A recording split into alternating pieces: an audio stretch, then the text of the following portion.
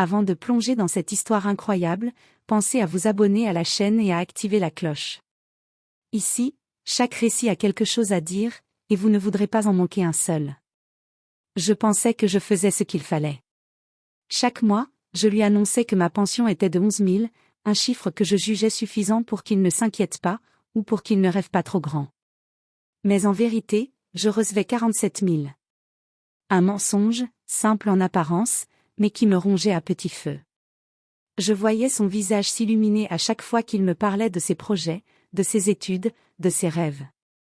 Et moi, je souriais, mais avec une boule au ventre. Je me disais que c'était pour son bien, que l'argent ne devait pas entrer dans notre relation. Mais à quel prix? Tout a basculé le jour où il a trouvé, par hasard, mes relevés bancaires dans un tiroir mal fermé. Ses yeux se sont élargis, son souffle s'est coupé, et un silence lourd est tombé entre nous. Il n'avait jamais douté, jusqu'à ce moment précis. Je voyais dans son regard la confusion, la colère, la trahison. Tout ce que je n'avais pas prévu. Comment réagirait-il maintenant qu'il connaissait la vérité? Allait-il me pardonner, ou ce mensonge allait-il creuser un fossé entre nous pour toujours? C'était un soir comme les autres. Mon fils était dans sa chambre, concentré sur ses devoirs, et moi dans le salon, feignant de lire un magazine. Je pensais que le mensonge sur ma pension était encore bien caché. Jusqu'à ce qu'un bruit sourd me fasse lever les yeux, il venait de tirer un tiroir, par mégarde, un relevé bancaire est tombé sur le sol. Ses yeux se sont figés sur les chiffres, puis sur moi. Je n'avais jamais vu un mélange de choc et de colère comme celui-là. Maman, pourquoi tu ne m'as jamais dit que tu recevais 47 000 par mois? Sa voix était basse, mais chaque mot pesait comme un coup de tonnerre. Je me suis levée, mon cœur battant à tout rompre. Comment expliquer un mensonge que je pensais petit, innocent, mais qui venait de briser cette confiance si précieuse? Je voulais juste que tu...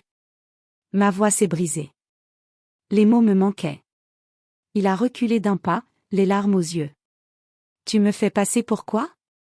Pour quelqu'un qui doit se contenter de peu? Tout ce temps, j'ai cru. Je n'avais jamais ressenti un tel poids sur mes épaules. Chaque mensonge, chaque omission, revenait me hanter. Je voulais le protéger, mais je voyais maintenant que j'avais créé un mur entre nous. Le silence est tombé, lourd et oppressant.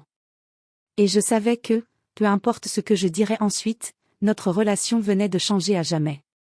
Le lendemain, l'atmosphère à la maison était lourde, presque irrespirable. Mon fils ne me parlait presque pas, et chaque regard qu'il posait sur moi était chargé de reproches silencieux. Je n'arrive pas à croire que tu m'aies menti pendant tout ce temps, a-t-il fini par lâcher, la voix tremblante mais ferme. Tu m'as fait croire que nous devions nous contenter de si peu, et toi, tu vivais dans le confort. Je sentais la culpabilité me submerger. Chaque mot qu'il prononçait résonnait comme un rappel brutal de mon erreur. Je pensais que c'était pour ton bien. Ai-je murmuré, presque en suppliant.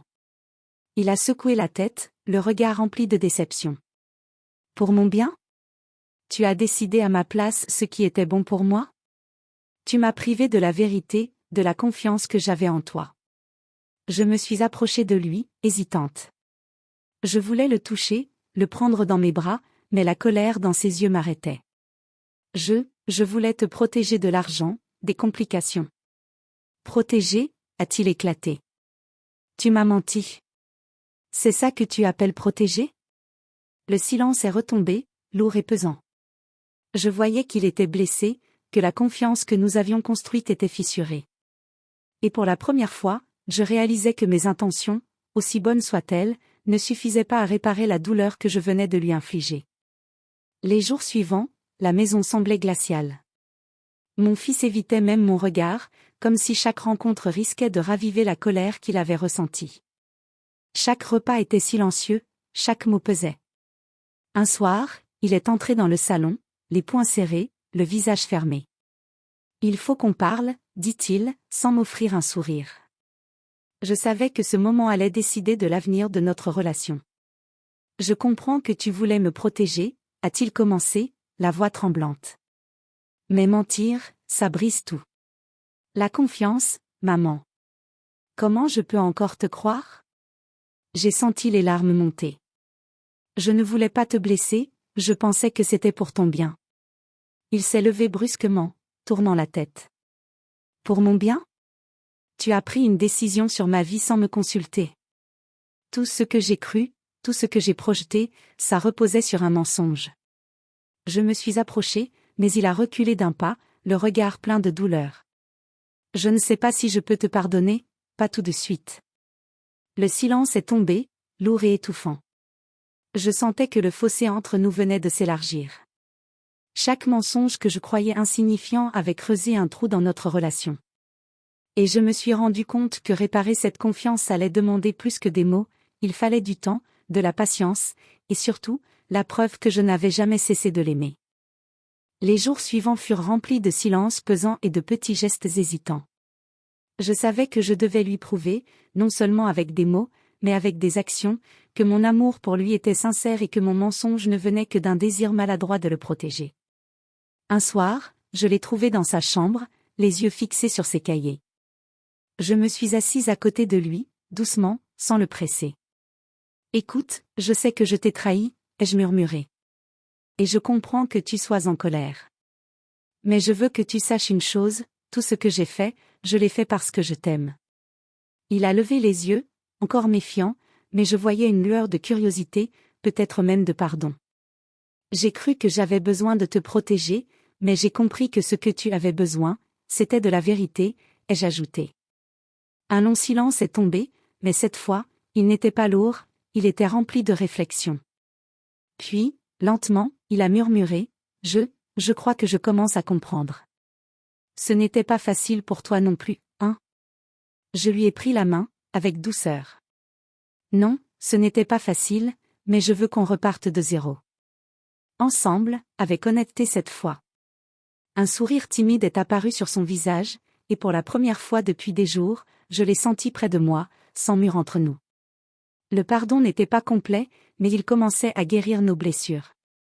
Et dans ce silence partagé, nous avons trouvé un nouveau départ, plus fort que jamais, bâti sur la vérité et l'amour. Les semaines suivantes ont été remplies de conversations sincères et de petits gestes pour reconstruire la confiance. Mon fils et moi avons appris que la vérité, même si elle fait mal, est toujours plus précieuse qu'un mensonge, même bien intentionné. Un soir, alors que nous étions assis côte à côte sur le canapé, il a posé sa tête sur mon épaule et murmuré, « Je crois que je comprends maintenant, tu voulais me protéger, mais parfois, protéger quelqu'un, c'est lui dire la vérité, pas lui cacher la réalité. » J'ai souri, les larmes aux yeux. « Oui, et je promets que plus jamais je ne te cacherai quelque chose d'important. » Ce mensonge, qui avait failli briser notre relation, est devenu une leçon gravée dans nos cœurs. Nous avons compris que l'honnêteté est le socle de toute confiance, et que l'amour ne peut jamais se nourrir de secrets. Aujourd'hui, nous rions à nouveau ensemble, nous partageons nos projets et nos rêves, et la vérité est devenue notre allié. Ce qui aurait pu être une fracture irréparable est devenu un pont solide entre nous, plus fort que jamais. Et chaque fois que je repense à ces jours sombres, je me rappelle que même les erreurs les plus douloureuses peuvent devenir des leçons de vie, si l'on a le courage de les affronter et de les réparer.